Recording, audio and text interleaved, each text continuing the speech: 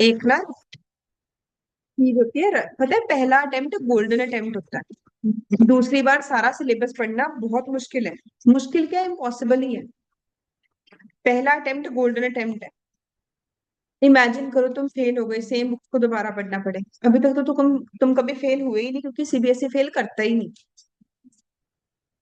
But CA में तो ऐसा नहीं होगा ना। सीए में तो 90% बच्चे ही फेल होंगे।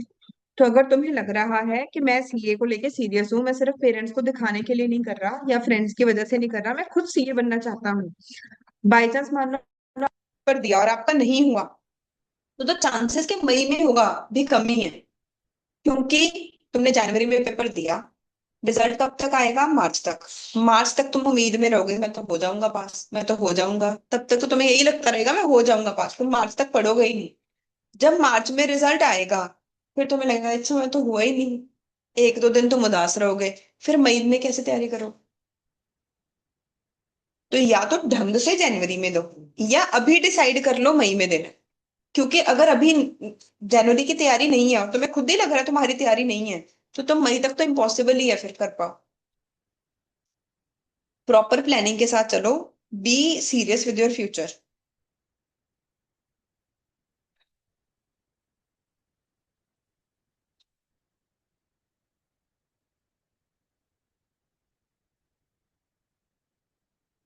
पीवाईक्यू का फर्स्ट, सेकंड, और इसके अलावा और कोई डाउट हो किसी को? आज हमने ट्रू फॉल्स भी रखे थे टेस्ट में, आते थे। ठीक है, total true false I think अब बाकी के जितने भी ट्रू फॉल्स हैं वो नेक्स्ट टेस्ट में कवर करेंगे हम पार्टनरशिप अकाउंट्स के साथ। एक टेस्ट और होगा फुल सिलेबस मॉक टेस्ट से पहले। एंड नेक्स्ट टेस्ट में आपके डिस्क्रिप्टिव क्वेश्चंस भी आएंगे, धीरे धीरे वो भी ऐड करना शुरू कर, जो 4 मार्क्स की थ्योरी आनी है।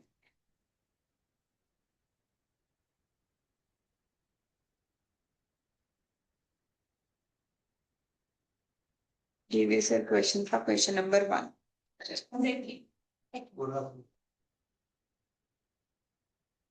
देखो, बाकी सबका हो गया, एक ही स्टूडेंट का डाउट है।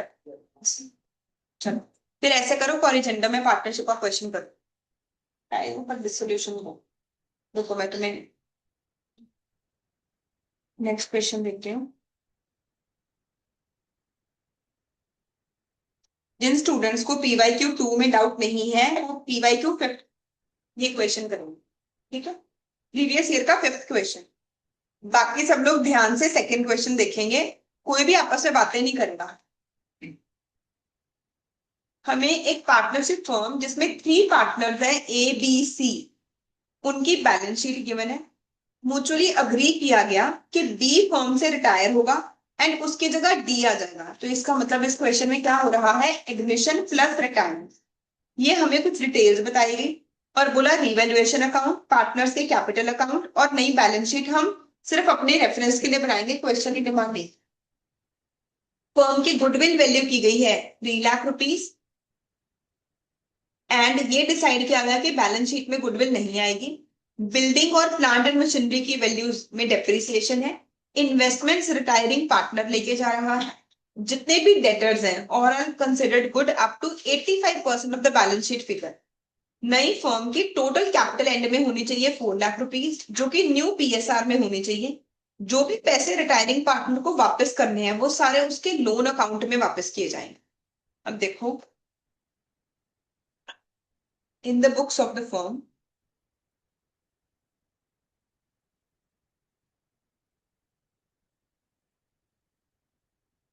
तो सबसे इंपॉर्टेंट चीज तो क्वेश्चन का प्रोसेस है कि क्वेश्चन हमने किस प्रोसेस में सॉल्व करना है। हम बनाएंगे रीवैल्यूएशन अकाउंट, उसके बाद स्टेटमेंट ऑफ पार्टनर्स कैपिटल,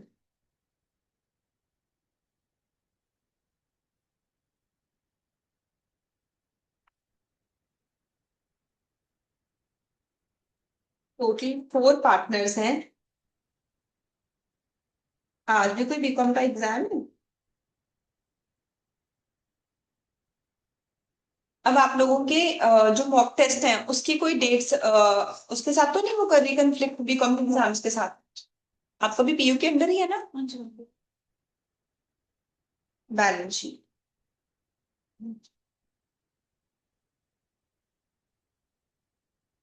देखो जी, सबसे पहले ए बी सी की कैपिटल है 124, 96 एंड 160। तो कैपिटल ब्रॉट डाउन, ए की 1,24,000, 96,000 एंड 1,60,000, सी की कैपिटल। उसके बाद लॉन्ग टर्म लोन है 4,20,000, इसमें कोई भी चेंज नहीं है, तो लॉन्ग टर्म लोन सेम आ जाएगा बैलेंस शीट में।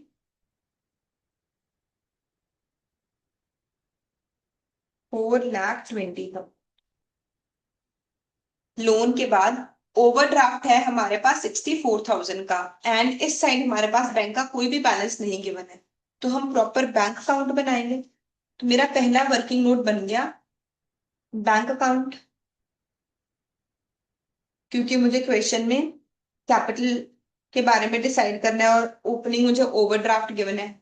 ओवरड्राफ्ट हमारे लिए लाइबिलिटी है, लाइबिलिटी का ओपनिंग बैलेंस क्रेडिट साइड आएगा 64,000। उसके बाद हमें बताया गया ट्रेड पेएबल्स हैं 2,13,000, तो ट्रेड पेबल्स की कोई भी एडजस्टमेंट नहीं है, तो ट्रेड पेबल्स की वैल्यू आ जाएगी 2,13,000। देन आते हैं एसेट साइड। सबसे पहले हमारे पास लैंड है 1,20,000 की, लैंड के बारे में कोई भी एडजस्टमेंट नहीं, तो बैलेंस शीट में लैंड की वैल्यू आ जाएगी 1,20,000। उसके बाद बिल्डिंग की वैल्यू है 2,20,000, कहते हैं बिल्डिंग को डेप्रिशिएट किया जा रहा है 95% पे, तो बिल्डिंग की 2 लाख का 95% करेंगे तो आपके पास बिल्डिंग की वैल्यू आ जाएगी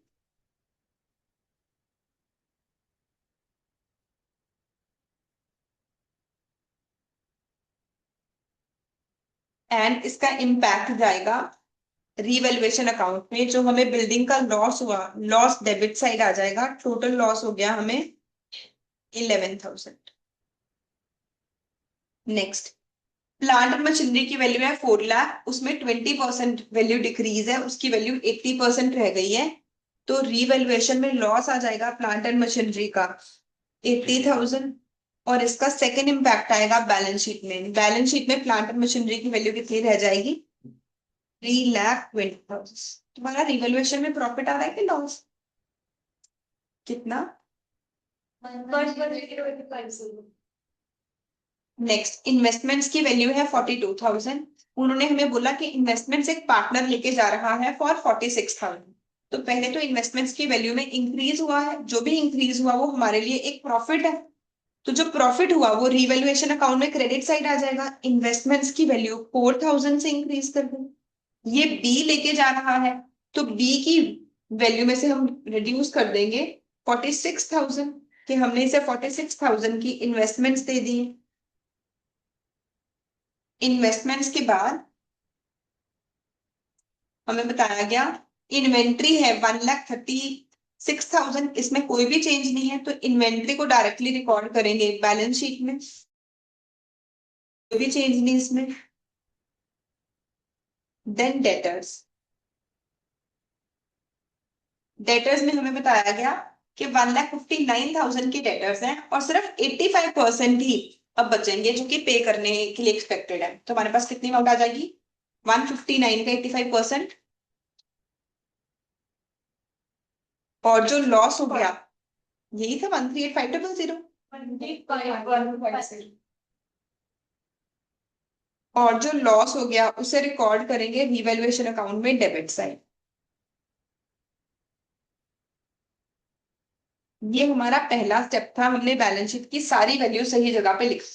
उसके बाद कहते हैं फर्म की गुडविल है 3 लाख रुपीज, तो गुडविल का तो हमने सिंपल तरीका सीखा हुआ है, न्यू पार्टनर्स को न्यू रेशियो में डेबिट करेंगे एंड ओल्ड पार्टनर्स को ओल्ड रेशियो में क्रेडिट करते हैं।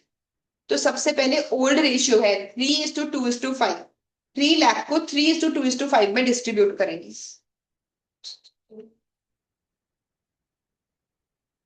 90,000, 60,000, 1,50,000। उसके बाद डेबिट करेंगे न्यू पार्टनर्स को, नई रेशियो है 3:4:3।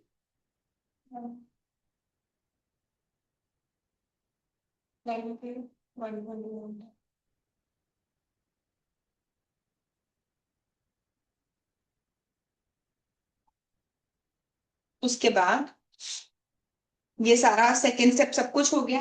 थर्ड स्टेप में वो कहते हैं हमारे पास एंड में क्या होना चाहिए, टोटल कैपिटल कितनी बचनी चाहिए, 4 लाख। तो बैलेंस शीट में अगर मुझे लिखना हो ACB, इनकी टोटल कैपिटल आएगी हमारे पास 4 लाख, और ये कैपिटल होनी चाहिए PSR में। तो इसे डिवाइड करेंगे 3:4:3। ए की कैपिटल कितनी होनी चाहिए,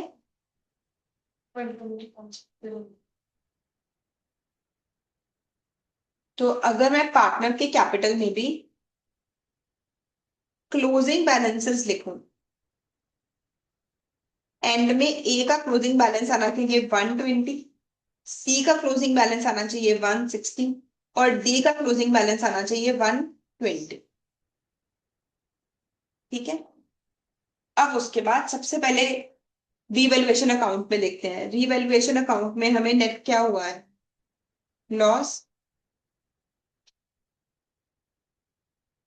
लॉस हो गया 110850 का। इस लॉस को कौन बियर करेगा, ओल्ड पार्टनर्स बियर करेंगे ओल्ड रेशियो में। तो इसे एडजस्ट करते हैं स्टेटमेंट ऑफ पार्टनर्स कैपिटल में, रीवैल्यूएशन का लॉस। इसे डिस्ट्रीब्यूट करेंगे 3:2:5 में। कितना लॉस आ रहा है, 3:3:5, 3:3:2:4, 2:2:1:7, 2:5:4:5। ठीक है, यहाँ तक तुम्हारा सब कुछ हो गया था। वेरी गुड, फिर तो सिर्फ क्वेश्चन को क्लोज करना ही बाकी है। अब पहले मुझे बताओ अब तक का बैलेंस कितना आ रहा है,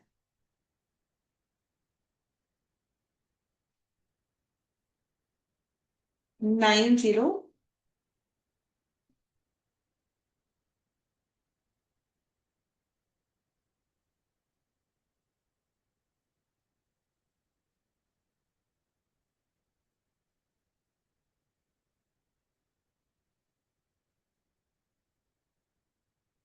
कितना आ रहा है बी का,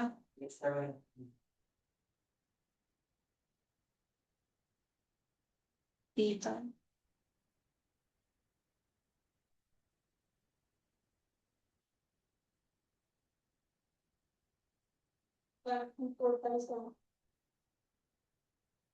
134,575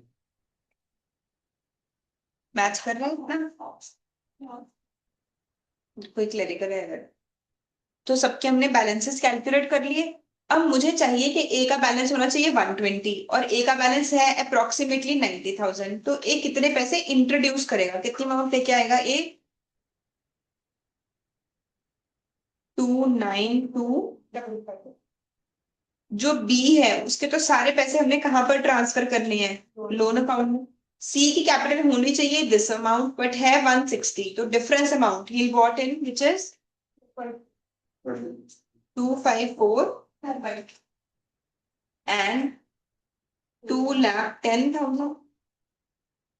तो ए की कैपिटल, ए बैंक में लेके आएगा 29,255, बैंक में पैसे आ गए।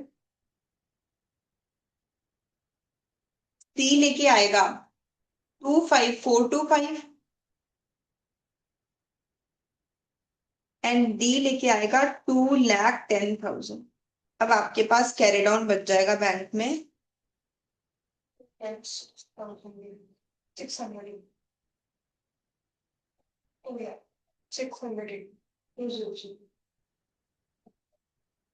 तो अब बैलेंस शीट में बैंक बैलेंस आ जाएगा 2,00,680। गलती है सर, यहाँ पे पीछे 50 है, कोई ना कोई कैलकुलेशन एरर है। बैलेंस शीट मैच कर लिया ऐसे,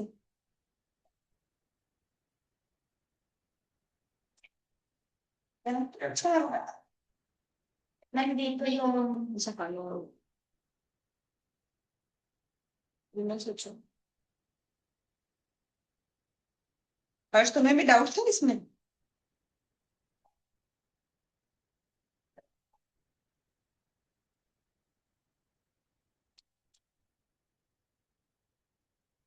87830 ये लोन लिखेंगे, फिर हमारी बैलेंस शीट मैच कर जाए।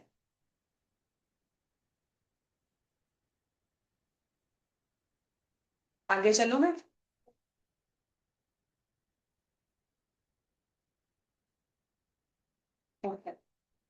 अब आते हैं आरटीपी के क्वेश्चंस पे।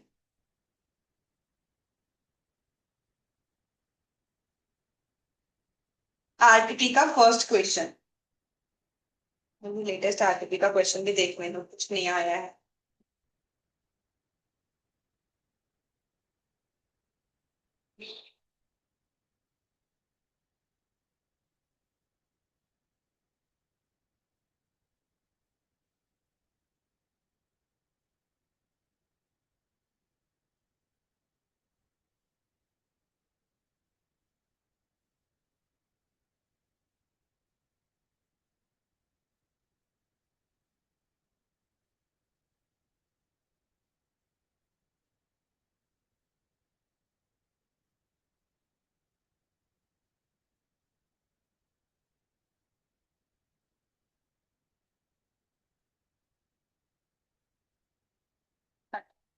आरटीपी का फर्स्ट क्वेश्चन ये मैं करवाती हूँ, इसमें ऑलमोस्ट सारे पॉइंट्स कवर हो रहे हैं, इसके बाद आप लोग कर क्या होगे। तो पीवाई क्यों कर रहे थे, आयु डन या टाइम चाहिए।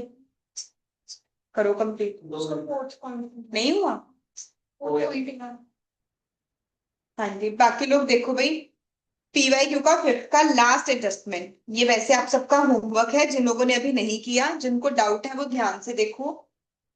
कहते जो भी पैसे हमने वाई को देने हैं वो एक्स और जेड लेकर आए, इस तरीके से लेके आएंगे कि जो उनकी कैपिटल है वो नई रेशियो के अकॉर्डिंग हो जाए, और जो भी वाई का बैलेंस है उसे पे कर देंगे।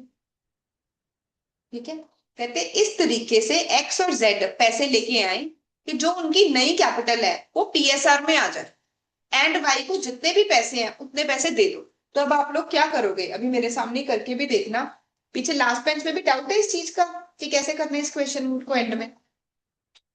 अब आपने सबसे पहले रिवैल्यूएशन अकाउंट बनाया होगा, उसका जो भी प्रॉफिट और लॉस है उसे डिस्ट्रीब्यूट कर दिया। फिर पार्टनर्स के कैपिटल अकाउंट बनाए होंगे, और आपने एक बैलेंस शीट बनाई होगी, एंड बैंक अकाउंट बनाया होगा।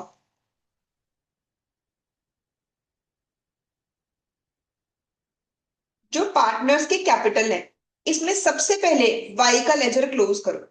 देखो कि वाई को कितनी पेमेंट करनी है। मान लो वाई को 2 लाख रुपीस की पेमेंट करनी है, तो बैंक से वाई को 2 लाख की पेमेंट कर दो। ठीक है।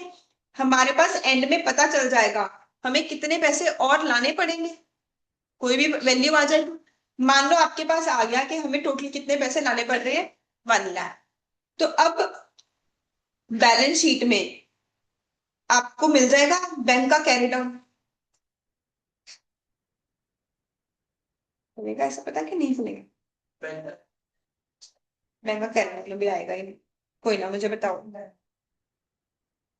बैंक का कैरी डाउन नहीं करना पड़ेगा, और किसी तरीके से होगा ही नहीं, बट कोई ना, मैं करके ही दिखाती हूँ। Just 1 second.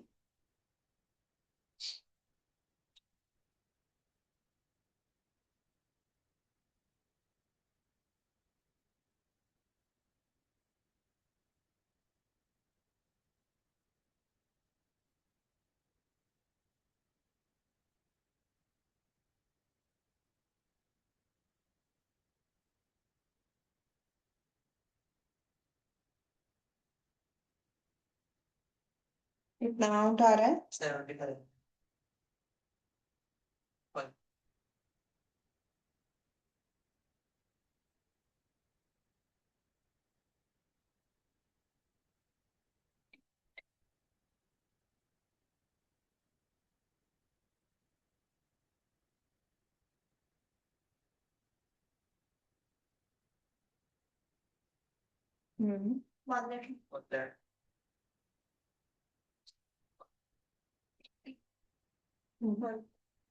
160 है ना, ओके। तो इतना ही आएगा। रीवैल्यूएशन में प्रॉफिट आ रहा है कि लॉस।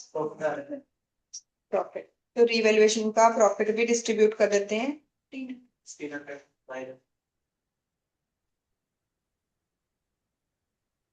देखते हैं कि अभी तक के बैलेंसेस क्या आ रहे हैं।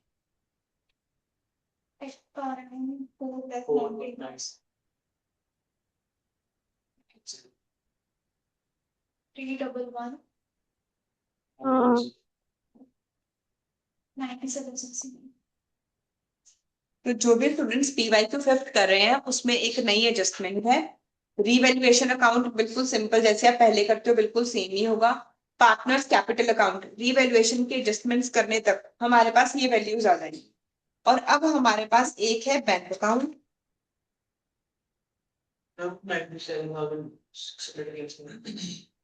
तुम लोगों ने बताया कैलकुलेशन में कोई गलती है तो देखो। 17,680 अब बैंक अकाउंट में क्या होगा? बैंक का ओपनिंग मुझे गिवन है 25,000 एंड मुझे बैलेंस शीट भी बोलनी पड़ेगी मिसिंग फिगर के लिए। बताना क्या क्या फिगर्स है। 40 sorry,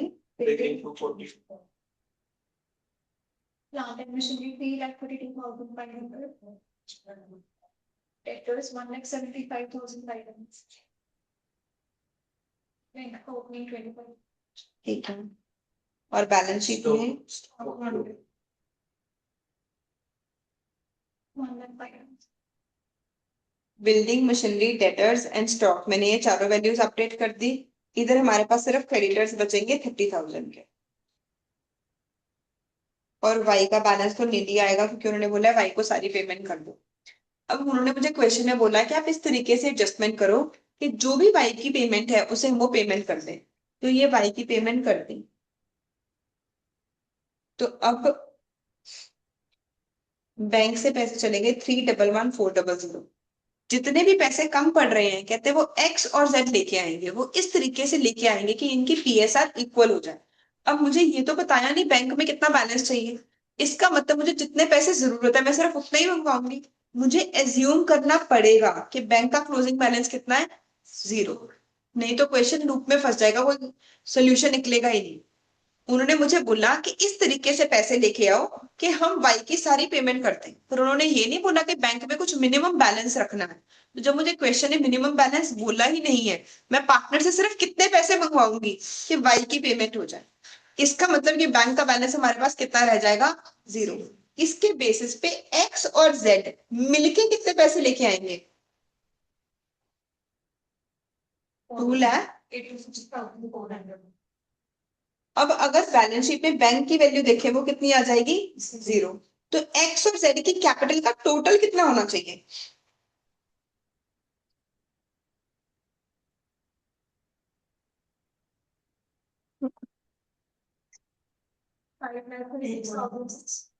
5,00,000 500 plus 17. Online students please mic off रखेंगे। मुझे टोटल कैपिटल चाहिए 53,66,00 एंड वो इस पीएसआर में चाहिए। तो एक्स की एंड में कैपिटल कितनी होनी चाहिए, 848 कहाँ से आई? ये आपने मुझे कहाँ से बोला है 53,66,00? नहीं नहीं नहीं बच्चे, ये मैं बोल रही हूँ इन सबका total minus 30,000 missing figure 8,23,000। X और जेड की मुझे टोटल कैपिटल कितनी चाहिए, 8,23,000। ये होनी किस रेशियो में चाहिए, तो एक्स की कैपिटल कितनी होनी चाहिए, 5। एंड जेड की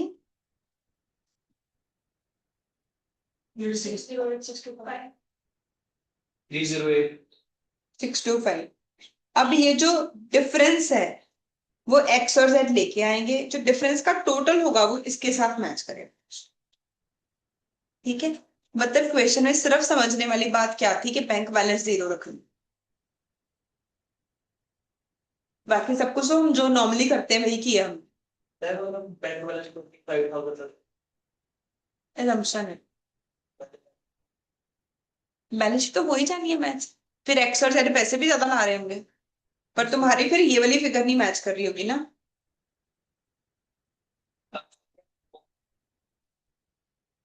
चलो इनने जो उनके बैंक बैलेंस सेम रखने। हाँ जी देखो, इसी क्वेश्चन को इसी assumption को पढ़ने का एक और तरीका भी है। कहते entire sum payable to Y, बल्कि बुक की असम्पशन ही, बुक का ही आंसर ज्यादा सही है, मेरी गलती है कि मैंने बैलेंस 0 चूज किया। देखो इस लाइन को ध्यान से पढ़ो, entire sum payable to Y, कहते जितने भी पैसे वाई को देने हैं उतनी अमाउंट ही एक्स और जेड लेके आएंगे। मतलब कि एक्स और जेड ने टोटल पैसे कितने लेके आने हैं, जितनी वाई को पेमेंट करनी है। तो इसका मतलब मुझे 311,400 ही लेके आने हैं। और एंड में बैंक का बैलेंस मुझे क्या रखना पड़ेगा, 25,000। तो अब आपको यहाँ पर 25,000 की फिगर के अकॉर्डिंग आप नई बैलेंसिंग फिगर निकालोगे, उसे एक्स और जेड में पीएसआर में डिस्ट्रीब्यूट कर दोगे, ये आपके पास कैरी डाउन आ जाएंगे, वहां से पता चलेगा वो दोनों कितने नए पैसे लेके आए। आई होप कर लोगे। एंड इस वर्ड से क्लियर हुआ कि जितने भी पैसे देंगे सेम एडजस्टमेंट बट बताने का तरीका अलग। और किसी को कोई डाउट? चलो आरटीपी का फर्स्ट क्वेश्चन करते हैं।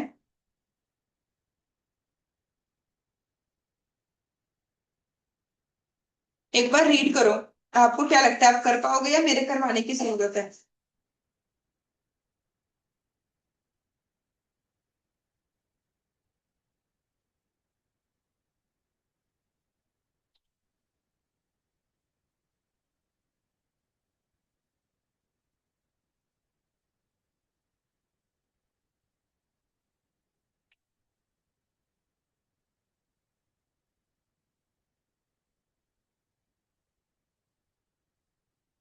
हाँ जी, आरटीपी का फर्स्ट क्वेश्चन प्लीज एक बार मुझे रीड करके बताओ, would you guys be able to do?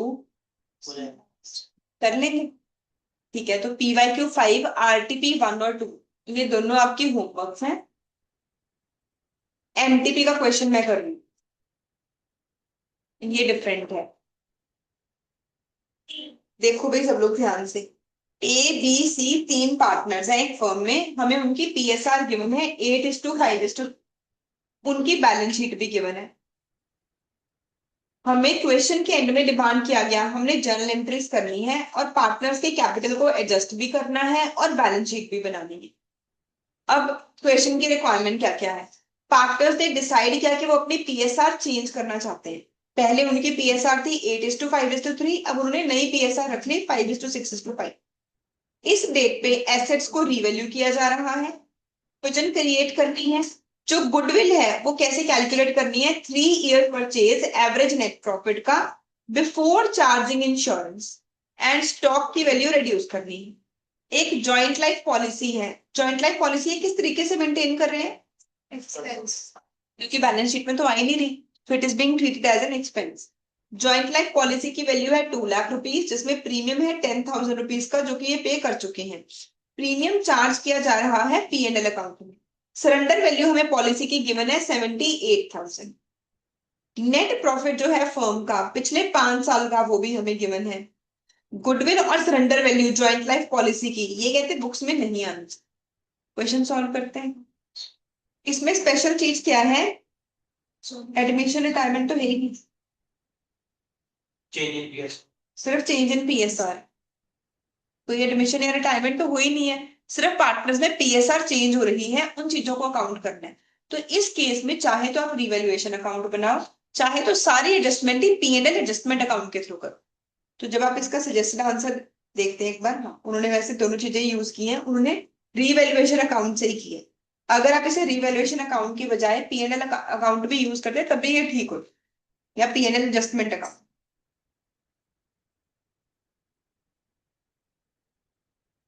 सबसे पहले गुडविल की कैलकुलेशन कर लें। वर्किंग नोट नंबर 1, MTP का question number 1, valuation of goodwill. उन्होंने बोला goodwill is equal to average profit multiplied by number of years of purchase.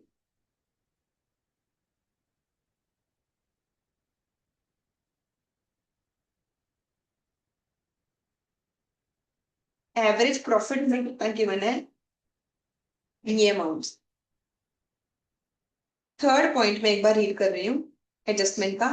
कहते हैं गुडविल आपने कैसे कैलकुलेट करनी है, 3 years purchase, average net profit लेना है पिछले 5 सालों का इंश्योरेंस चार्ज करने से पहले का जो प्रॉफिट, ये जो हमें नेट प्रॉफिट गिवन है, ये इंश्योरेंस प्रीमियम चार्ज करने से पहले का गिवन होगा कि बाद का? हमें कैसे पता चला कि ये बाद का गिवन है? क्योंकि उन्होंने हमें बताया कि जीएलपी को वो कैसे रिकॉर्ड कर रहे हैं, उसे कहां पर चार्ज कर रहे हैं। जब बैलेंस शीट में जीएलपी नहीं आ रही, मतलब कि उसे ट्रीट किया जा रहा है एज एन एक्सपेंस, जिसकी वजह से मेरा प्रॉफिट ऑलरेडी कम हो चुका है। तो जो भी एवरेज नेट प्रॉफिट होगा उसमें 10,000 रुपीज ऐड कर देंगे। हाँ, वो भी देखते हैं। पहले तो क्या करना पड़ेगा, मुझे 10,000 ऐड करना पड़ेगा। उसके बाद अगर मैं गुडविल की वैल्यू कैलकुलेट करने के लिए ट्रेंड को नोटिस करूं, तो इंक्रीजिंग ट्रेंड है, तो मुझे इसमें एवरेज भी कौन सी लेनी चाहिए? वेटेड एवरेज लेनी चाहिए। तो वेटेड एवरेज के अकॉर्डिंग क्या होगा, ईयर 1, जब भी वेटेड एवरेज लेनी हो, क्या हम लमसम में 10,000 का एडजस्टमेंट कर सकते हैं? नहीं, अब मुझे अलग अलग ही करना पड़ेगा। तो पहले साल वो कहते हैं हमारा प्रॉफिट था 14,000, पर ये 14,000 का प्रॉफिट 10,000 का एक्सपेंस माइनस करने के बाद है, तो रियलिटी में प्रॉफिट कितना आ जाएगा? 24,000। नेक्स्ट केस में आ जाएगा 17 + 10, 27,000। Then 30, 32 and 37।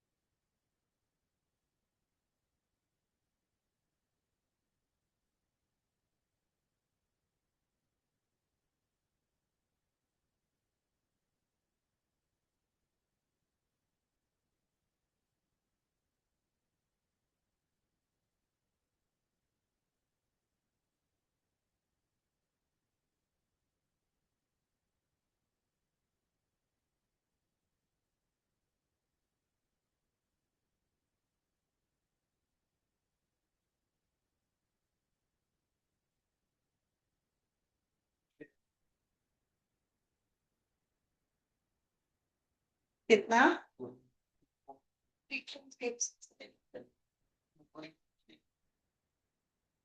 कितना ही आ रहा? Number of years of purchase हमें गिवन है 3, मल्टीप्लाइड बाय 3 करो। 9619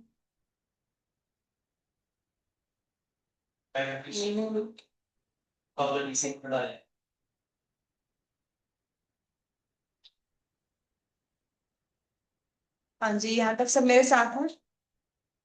जब भी वेटेड एवरेज होगी, कोई भी अगर प्रॉफिट में एडजस्टमेंट है, आप लमसम में नहीं करोगे, हर साल के प्रॉफिट को ठीक करोगे फिर वेटेड एवरेज निकालोगे। हम आमतौर पे क्या करते, अगर यहाँ पर सिंपल एवरेज होती, हम लोग इन सबकी एवरेज ले लेते, एंड में एक ही बार 10,000 ऐड कर देते। बट यहाँ पे अगर आप एक ही बार 10,000 ऐड करोगे, उसका इम्पैक्ट चेंज हो जाए। ठीक है, अब इसके बाद क्वेश्चन शुरू होगा। जर्नल, इस क्वेश्चन के साथ लिख भी लो चेंज इन टीएसआर।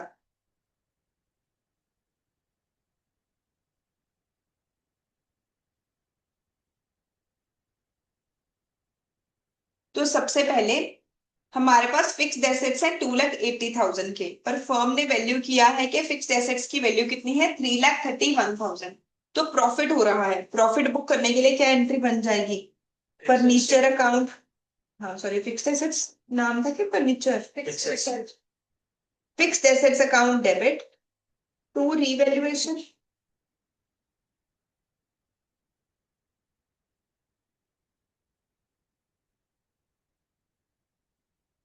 अमाउंट आएगी हमारे पास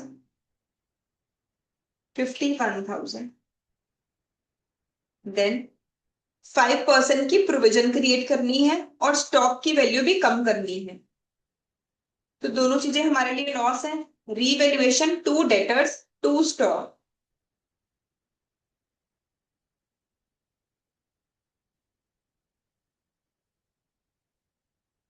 डेटर्स की वैल्यू 5% से कम करनी है, 60,000 में 5% वैल्यू कम कर देंगे तो हमारे पास वैल्यू आ जाएगी 3000। स्टॉक की वैल्यू 1,20,000 से 1,12,000 रह गई, तो स्टॉक में लॉस हो गया 8,000। सो टोटल हमें नेट प्रॉफिट हुआ है 40,000 का। ये 40,000 का प्रॉफिट के ऊपर किसका राइट बनेगा? ओल्ड पार्टनर्स का ओल्ड रेशियो। तो इसके लिए क्या करेंगे? A B C, revaluation account debit, to A to B to C. Net profit है 40,000 का। प्रॉफिट को इन तीनों में डिस्ट्रीब्यूट कर देंगे। रेशियो हमें गिवन है 8:5:3। ओल्ड रेशियो में करेंगे।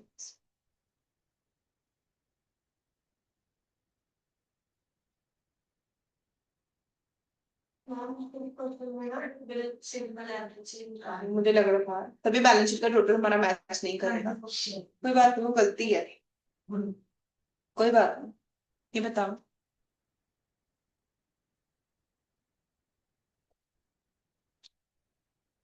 12,500 नहीं आ रहा है? ठीक है जी। अब गुडविल का इम्पैक्ट दिखाएं। गुडविल का इम्पैक्ट क्या आ जाएगा? ओल्ड पार्टनर्स तो है नहीं, पार्टनर्स तो सेम ही है, बस पीएसआर चेंज है। तो जब डेबिट करेंगे कौन से रेशियो में करेंगे? क्रेडिट किस रेशियो में करेंगे? Old ratio. हमारा तो वही फॉर्मूला है। हम लोग न्यू रेशियो बोलते हैं पर हमारा उसका मतलब क्या होता है? Continuing partners. कंटिन्यूइंग पार्टनर्स की नई रेशियो में उन्हें डेबिट कर देंगे एंड ओल्ड पार्टनर्स को ओल्ड रेशियो में ही क्रेडिट कर देंगे। मैं एक बार क्वेश्चन के साथ मैच करने के लिए वैल्यू 90,000 ले रही हूँ, सिंपल एवरेज के बेसिस पे, क्योंकि सजेस्टेड आंसर के साथ तभी मैच करेगा। बट आइडियली ऐसा नहीं होना चाहिए। अगर हमें कोई भी ट्रेंड दिख रहा है वो वेटेड एवरेज ही होनी चाहिए। आपके प्रीवियस ईयर क्वेश्चंस में ऐसा नहीं होता, ये एमटीपी की गलती है। ठीक है। 90,000 को ओल्ड रेशियो 8:5:3।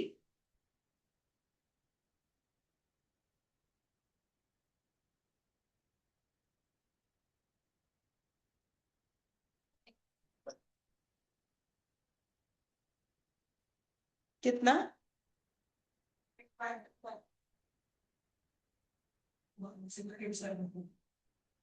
से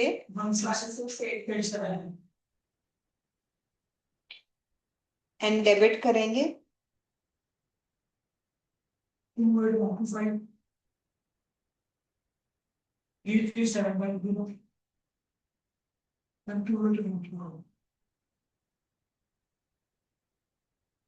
ठीक है। रिवैल्यूएशन भी डन हो गया, गुडविल का ट्रीटमेंट भी डन हो गया। जॉइंट लाइफ पॉलिसी, क्या जॉइंट लाइफ पॉलिसी का कोई ट्रीटमेंट करने की जरूरत है?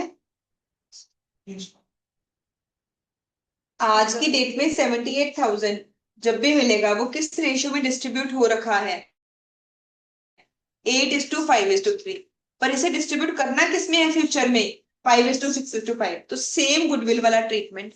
पार्टनर्स को पहले डेबिट करोगे। डेबिट किस रेशियो में करोगे? 5:6:5 के साथ। फिर पार्टनर्स को ही क्रेडिट करोगे। क्रेडिट किस रेशियो में करेंगे? 8:5:3। एंड किस वैल्यू के लिए करोगे? 78,000। ठीक है। एक बार सब लोग ये इंपॉर्टेंट मार्क कर लो क्वेश्चन। अच्छा पॉइंट है जेएलपी वाला। घर जाके इसे अच्छे से या भी कंप्लीट कर लो और बैलेंस शीट भी बना लो। पार्टनर्स कैपिटल अकाउंट बनाना पड़ेगा पहले, फिर बैलेंस शीट बनेगी। करो ये कंप्लीट। पार्टनर्स कैपिटल अकाउंट भी बनाओ सब लोग और बैलेंस शीट भी बनाओ।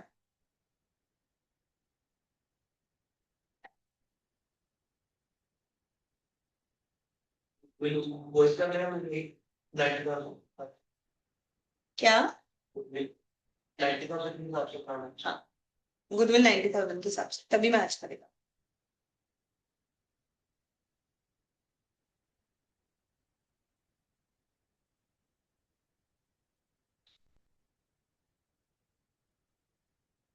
बस हमारे दो ही चैप्टर रह गए, डेथ एंड डिसोल्यूशन।